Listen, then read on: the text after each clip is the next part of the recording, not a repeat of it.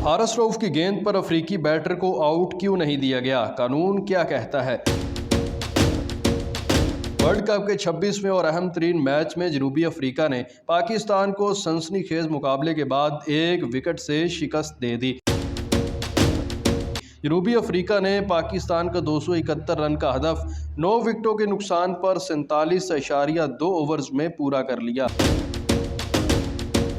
Match में एक मौका ऐसा आया कि जनूबी अफ्रीका को जीत के लिए 8 रन, जबकि पाकिस्तान को कामयाबी के लिए सिर्फ 1 विकेट दरकार थी।